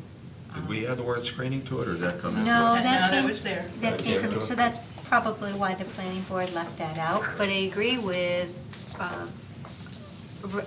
Ralph. I think that given the recodification too, we want to be careful of what numbers we're referring to, because that's going to come back to haunt us. So it might be better that we pull out or state exactly what the. That was my thought. Yeah. Instead of referring to the business district buffer zone, why don't we just state under 4.7 what we actually want? I have no problems with deleting that See small business? phrase, right, see All business right. district buffer zone 3.3. You as well? Yeah. Okay, so this is an okay to remove. All right, so we're gonna have to discuss what we want with, because I know that it came into us with visual screening of the development, so visual screening will be from all sides. Correct? Buffer area I'm shall just be reading what it landscaped says. so as to provide a visual. Buffer shall provide a visual screening of the development. It says 25, 25. We added minimum front 25, but the other two, that's what came before us. So what was the planning board's thoughts on that? Just the side and the rear to have the screening. Yeah. Again. No, it was the developer that actually got involved in that discussion with us with the minimum front 25 and, explaining that there'd be so much green space and then there'd be a sidewalk. In fact, this is Right. like what predicated getting us this. I'm just using what I had sent for So- town council's review, so I have minimum Just rear. out of curiosity, if we have no minimum frontage side. requirement, how can we have a minimum 25 Yeah, we're- foot frontage? Yeah, we're gonna have Landscape a, frontage. we're gonna have, we're gonna have a frontage. frontage Well, I'm requirement. just saying, Yeah, I mean, no. if there is no frontage No, there's gonna be a frontage required, requirement. how can you have a landscape frontage buffer? No, there's gonna be one. Which Connie pointed out that she didn't, this addition came, and I'm not sure if you were at that meeting, when we discussed the front yard setback, if you will, I of was not. 25 feet. No. And John explained the landscaping and a sidewalk, and that's how that would play out. But the caveat being, it says visual screening. Right. So you want to have a buffer without the screening from the front, because you want to be able to see, right? You want to be able to, you don't want to screen the frontage, the linear frontage. If Do it's you? all a parking lot, I'd prefer a visual screening, where you saw the upper 30 feet of the building rather than all of the cars out front. I agree. So, But- and again, I think that's gonna fall under site plan. I And think there's design only a review. certain Yeah. amount that we can do in the bylaw. But you do want a buffer, you want an area of land, just A like we landscape saw. buffer. In the, yeah, They don't want another bay of parking. correct. You want some green, you want some green space. Bay of parking. Oh. So maybe that just has to be tweaked a little bit, the 4.7 area of landscape buffer. Maybe we don't have C, maybe you don't insert C, minimum front, you should, because you don't want it screened, right? You want it you want it landscaped. I still have no issue with like what they did in this illustration they gave us where they put trees up there. Yeah, I don't- but But that's this. This is Yeah. our bylaw. We have to, you know. Exactly, so I think having some type of, buffer to the entrance is probably their typical design, isn't it? Is this anything, I'm gonna ask John, do you see anything from a developer point of view of having visual screening in the front? I don't, it's all becomes a matter of degree. Yeah, As long as we agree, you're So- gonna screen the parking lot, you're not gonna screen the buildings, we're fine. Just set up buffer area shall be landscaped. well, landscaping could mean grass and, and 1-foot things. I think keeping it consistent with the visual screening, I think As is fine. determined by the design review committee, Yeah, gotta make sure is that back again? which is the Do we planning have one? board. It's planning board. Okay, I remember we actually It does did have a revert design back. review, but I don't know where it ever went. Do we have it? Do we I have? thought we did at one We point. have we do have as part of the bylaw a design review committee, but Right. one of the first things that I did when I started was to reach out to see if we couldn't reestablish that. Unfortunately, I only had one taker, so, Yeah. people. But there is a but the planning caveat board- that said that the planning board has the final say. Right. So where are we about? our Okay, areas? 4.7, now is that gonna be asterisk, or I'm okay with the No. visual screening on it the way it is. I think it's gonna be just common sense and, Or visual screening where appropriate. I think Ralph had some good language. Just buffer area shall be landscaped Period. landscape is. as determined by either the design Design review review. committee. I think the design review within their purview, within visual screening, I think they're gonna be fine with it. I just don't want it to be perceived as just putting, landscape could be simply putting grass in there. Or it could even be, Wood it doesn't even have to, it could be, or chips, wood chips or things of that nature. So I think screening, you're gonna have something a little more, Well, in front of the fields of Chestnut, that's definitely screening. yeah. And, it all depends on what's on the other side. So buffer areas shall be landscaped as. And the fence isn't Design. considered landscaping, is it? I'm talking to our landscaper du jour here. It can be. All right, so I the mean, it question can be is here, part of buffer areas landscaping. shall be That's- naturally landscaped, or a mix of natural, or just use the term I think you're going landscape? too far, I think you All right. give more leeway to the design review committee. All right, because then I every think leaving it the way it project's is is gonna fine, be in a my little bit humble So, opinion. and the way it is, Don, is what? Visuals shall provide visual screening, again, this is gonna be reviewed by, for the front, side, and rear, 25 feet. If I may. Because I think at that point, the design review committee may say, we don't need an 8-foot high screening, a 3-foot high screening, because of Right. the The nature of layout the will be buildings. fine. Exactly. Is that okay, Connie? I'm big on landscaping, so I think anything that Well, we have. Ralph says is gonna go. I liked his language, you liked his language, and now we're back to the old language. I think either language will work, knowing that the design review committee is gonna have the final say, or the planning board. Because they may look, like you said, and say, well, the elevation here jumps up 4 feet. We don't need to put an 8-foot tree on top No, of it. there's gonna be, especially where the roads are, there's gonna be common sense restrictions from police and fire and so forth, and driving into traffic and signalization and all that. I just think, like what we saw, at least, having trees and other things and not, I can live with the language as it was. okay. We all set with that? Just knowing that. You too? How about buffer areas shall be landscaped as determined by design review and site plan? I think that'll be as, I think they will, but at least we're giving some criteria of what we're looking for. I think it's fine. You guys are okay with it? Okay. Yep. Or do you want to The asterisk? way it's Yes. printed, no, Yep. yeah, it's okay. The way it's printed, with Okay. our addition of minimum front 25. Right, gotcha. Okay, so now that goes to okay, all right. All right. Utility, no changes there. Now we get into parking. We still got about 15 minutes left, guys, so let's go, parking. Now these are add-ons, right? Right. Parking shall be in accordance with the town of East Long Meadow parking specifications, East Long Meadow zoning bylaw, section 5.61. Okay, so you added some language at 6? Yeah. Okay, would you parking, Wait a minute. oh, okay. Thank you. Parking shall be in accordance with the Town of East Long Meadow parking specifications, East Long Meadow zoning bylaws section, do you want 5.61, or do you want to, we'll just We're put gonna that leave there it at that for now, Okay. but once we I'll add that, okay? codify it. Right, Thank you. All right, minimum required spaces, one space that's also That's added. added. per bedroom. This is additional language right Yeah, there. minimum required spaces, one space per bedroom, 4.5 spaces per 1,000 square foot, or feet? That's, well, Feet, that's. whatever, foot Right.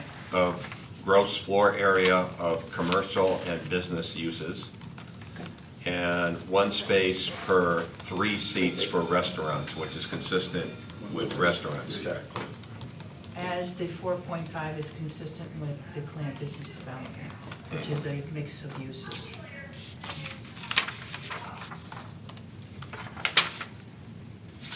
Thank you so much. All right, Sorry, did you add more language? Yes. yeah, We added more language above the one space per bedroom, we added minimum required spaces. Minimum. As a heading. Yeah, gotcha. Thank you. the, am I on to D? The planning board may allow force crossed off, require additional visitor parking and spaces beyond the one space per bedroom if deemed appropriate given the design, layout, and density of the proposed mixed-use village development.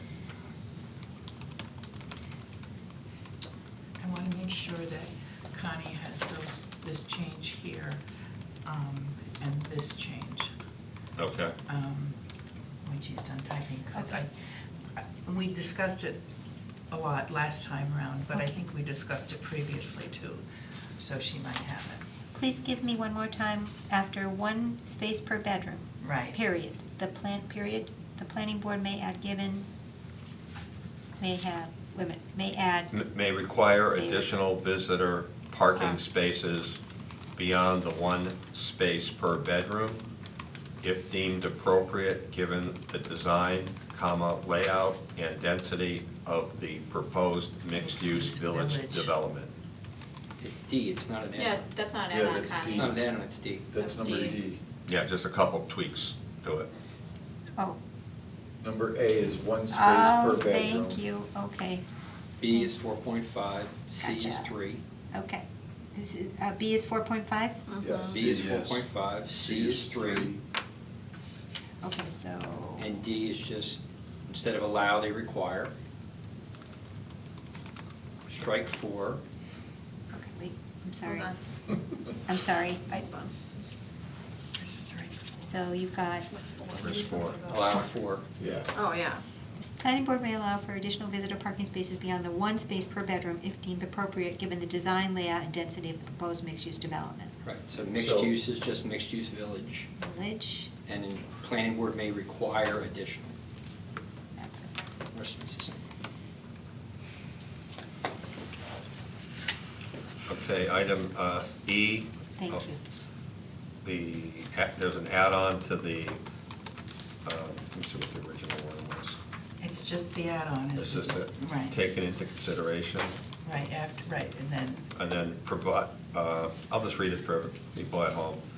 Reduction in parking requirements, notwithstanding anything to the contrary herein, any minimum required amount of parking may be reduced by the planning board if the applicant can demonstrate that the lesser amount of parking will not cause excessive congestion, endanger public safety, or that lesser amount of parking will provide Yeah. positive environmental or other benefits, taken into consideration, provided that the difference between the minimum required parking and the amount requested be designated on the plan as future parking and left as green space.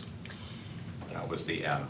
Okay, is that, Doesn't read properly. where Yeah, are you something's not putting flowing that? No, If you taking take into out the consideration. taking into consideration from that location, and cross it out. That cross it, add that line Provided, after. get rid of the word taken into consideration? Well, take that and move it down to after the add-in that we did. the future parking and left as green space, comma, taking into consideration, because that adds Then these items up here, everything 1, 2, All right. and 3. Got it. Okay. Okay, you're gonna have to, like, show me that at some point. Is there a way we can make that like not a Some paragraph or run-on not sentence? Yeah, yeah, I think we need to tweak that as well. All right, reduction in parking requirements, period. We're okay with that. Notwithstanding anything to the contrary herein, any minimum required amount of parking may be reduced by the planning board if the applicant can demonstrate that the lesser amount of parking will not cause excessive congestion, endanger public safety, or that lesser amount of parking will provide positive environmental or other benefits, comma, provided that the difference between the minimum required parking and the amount requested be designated on the plan as future parking and left as green space, comma, taking into consideration, colon? You guys, is that what I just Yeah, said? And taking into consideration, colon, item 1, 2, and 3? Right. If I may, the planning board will consider, instead of taking into consideration, just finish your very long sentence.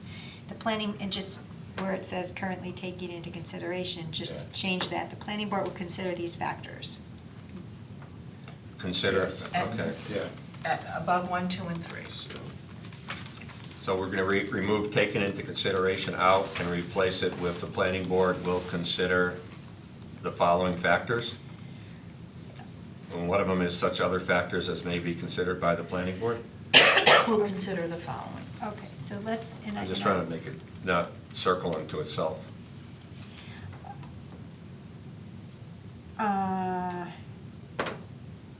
Let's say the planning board will consider these conditions for approval.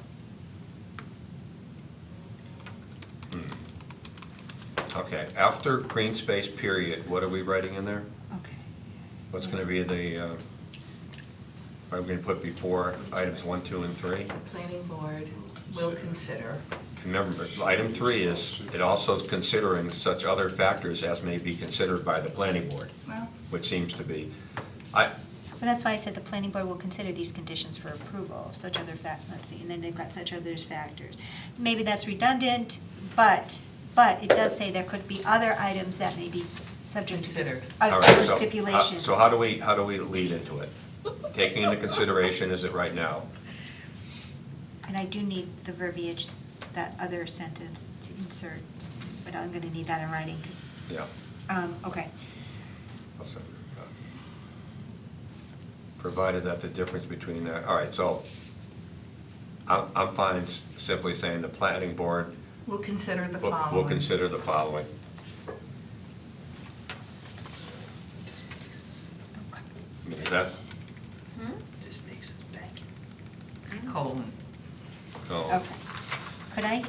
Could I have For the, the other? yeah, well, oh, Where are you, Connie? she's No, looking I- at the language provided that Okay. the difference between the minimum required parking. I can send her a copy of this. Sure. Yeah, I'll forward you a copy of our, Thank the you. word form over there. We just wanted to make sure our first instance of discussion was here. Gotcha. So Thank now you that very it's already much. out in the public conversation, we'll send you a copy. Thank you so much. My pleasure. Okay, shared use of, before we continue, okay, go ahead. the red additions there though, Yeah. given the information that was provided today, should we add that as another to-do? I have no problem if you want to revisit it. Because, Of The potential the reductions in letter that parking.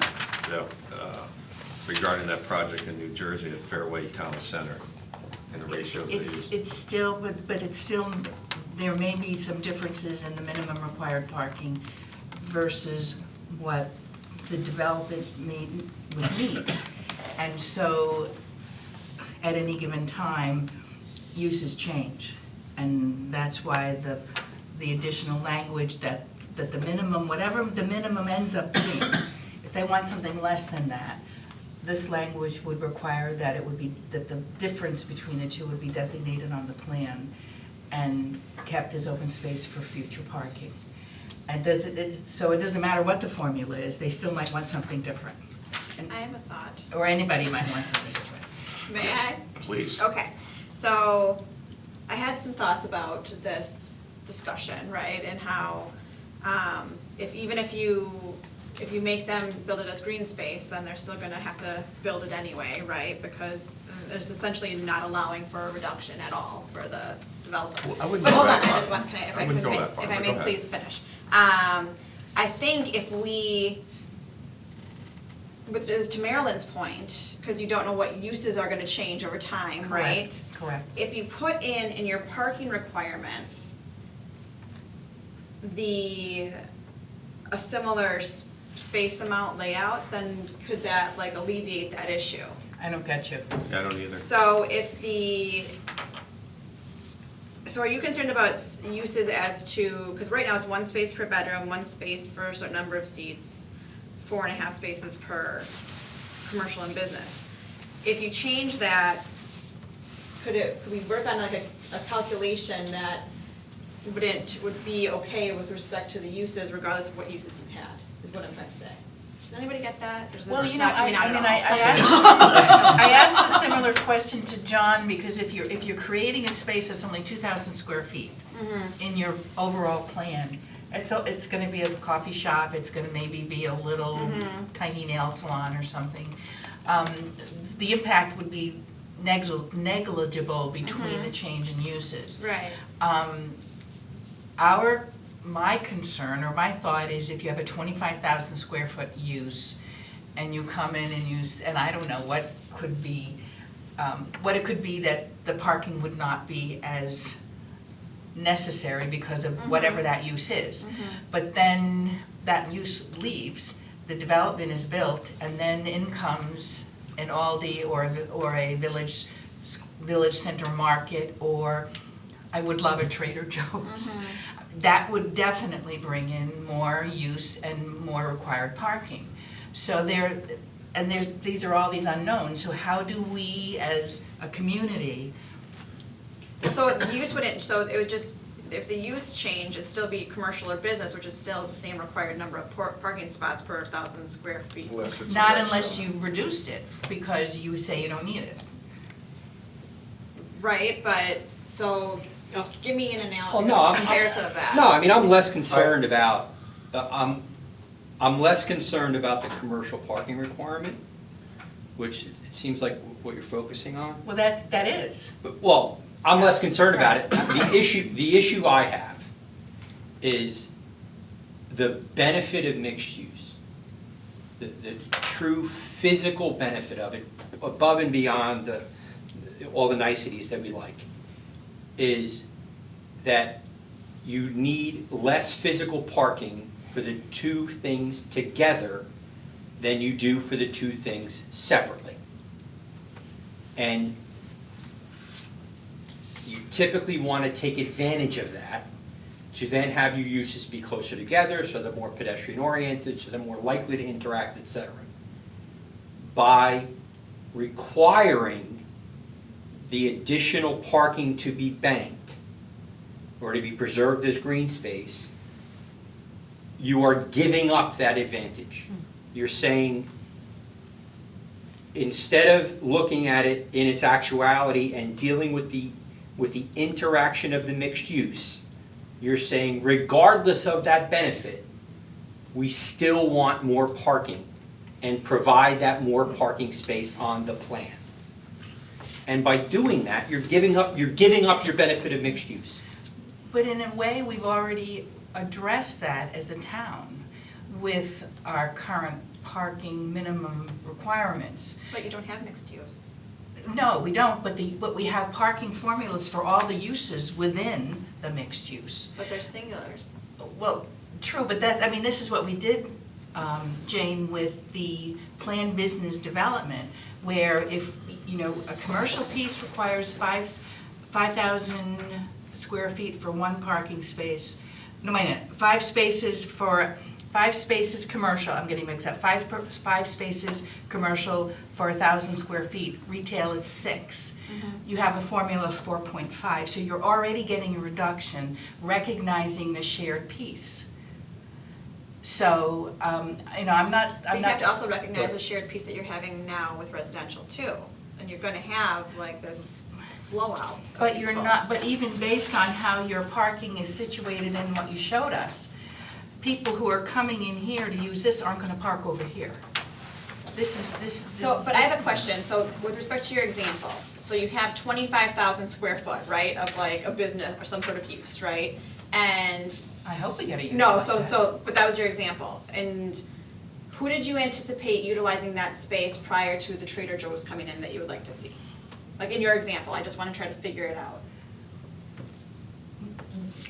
Some sort of, well, visually, as I've stated a number of times, the south end of our town is deficient on uses for that segment of the population. We're looking at mixed-use development as bringing services to our community, not just the development. I understand that, I'm just trying to figure out But- like so we're what would be visualing this such some a sort of change a- in the use between that large amount of space that you're concerned about? Okay. A larger, you know, supermarket or some. So, but who would have been there previously? So then the Trader Joe's comes over. So when the plan gets approved, right? And they have this 25,000 square foot space that they've built out for this tenant. Right. And you're saying that person left, and then this Trader Joe's comes in, for example, and that's gonna be a lot more, so I'm you trying to have- figure out so who you have a would large utilize it. medical Intensity. clinic. It's the at the intensity end, of a use. large No, medical. I get it. You know, a medical clinic may not require as many spaces as a higher demand, like you know, I'm using Trader Joe's, it's being beaten to death, but that's what everyone says they want. And so, If we're talking about like, so like for example, Bay State, right, that just came out on the Long Meadow, East Long Meadow line, like Correct. that type of large, like space build out right there. I mean, there's a lot of people in there, the place is very busy. Yeah, but they also have plans to build Another building. Another building in there too, a business building. No, but there's a lot of people, there's a lot of patients coming in, so I don't think Right. I think the comparison, I don't know, John, what do you see the comparison between people utilizing wait, like? What if you took, you build out 15,000 square feet that you were gonna have one business in? That business folded and left, so now you've got a building with 15,000 square feet, and instead you put 5 businesses in there, let's say 3 of them are restaurants, and you turn it into, let's say, a food court. But you have special permit to protect you. See, Well, and what I'm I saying apologize, that like, I you didn't, do. I You didn't do have verbalize special that. permit That's to what, protect you, except for the fact that if there's no space to put parking, then, because you didn't then the special compensate permit is for it. denied. And I apologize, I guess The thing I've is- jumped Yeah. ahead to. We gotta keep the rearview mirror into this, okay? As I mentioned, when Dunkin' Donuts was approved, it was the first in our town. Its parking scheme was based as a bakery, not a restaurant. They even recognized themselves to get rid of the word donuts and the rebrand, okay? So what happens is, if we put in a business, and no one's ever heard hypothetically of Aldi's or whatever, and they come in there and they're like, holy cow, this is a successful operation. And now people are complaining to the planning board or the town, said, listen, I have no place to park because it's so successful, you know?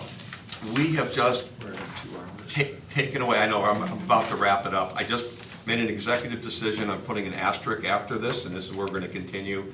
We're gonna go back on it as well. But that is one of the concerns as well, is the fact that we don't have a second chance of this. And it could be something as simple as an extra, we could be creative and look at it and say, listen, build into it without paving it, and then have a 2-year look back after your project's in there, and make sure you guessed, your calculations were guessed right.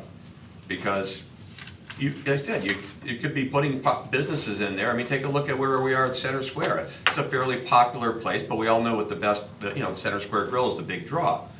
Not But Fitzgerald Attorneys at Law? you guys are doing a pretty good, I can't get a parking spot out, no, I'm kidding. You guys are doing a great job on that side over there. But that's not even at 100% occupancy, okay? When it originally was designed, they had a Sleepy's in there.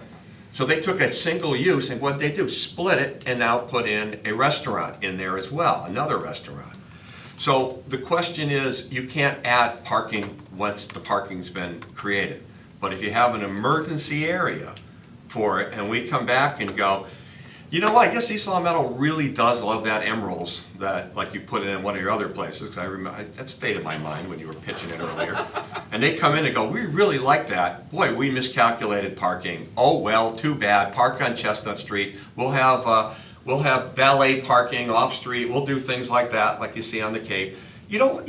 If you can, in a planning point of view, if you can at least address it, and now we're a couple years later and you say, you know that open space and we got 70% occupancy, bless you. Do we really need that? Then we can revisit it, but not give it up right on the onset, trusting that this bakery named Dunkin' Donuts is a bakery, that this Emerald place is not gonna be as popular as one would think, that we have that emergency in there. All right, guys, unless there's some parting thoughts, I'll take We them. need to set a date. Okay, let's set a date of 2 weeks from today. Does that work for everybody? That would be the 18th of November. Remember, next Monday's a holiday, so 2 weeks. The 18th is good with everyone? Yeah. Okay, 10:30, right here. Okay, we agree on that. So it's good by me as well. So Don, going forwards from now Yeah. to attempt to bring this to a conclusion. Right. Is there any way we can start looking at, if that meeting's not the last meeting, going to a weekly meeting until? We'll see. We've got the holidays coming up. That's always gonna be a factor, but we'll look into And that. that's all the more reason. All right. What I'd like to do the next meeting, if we could, is let's finish with page 5, 6, and 7. 7, and then reel back and hit the asterisk points, and then go into the, already filled in for me. table of uses, and then have something for the council. Already filled in. We're all in agreement? Okay, I'm gonna take a motion to adjourn. So moved. Motion has been made. Is the motion seconded? Second. Motion made second. Hearing no discussion. All in favor? Aye. All Aye. opposed? Motion carries. See you guys in 2 weeks. Thank you.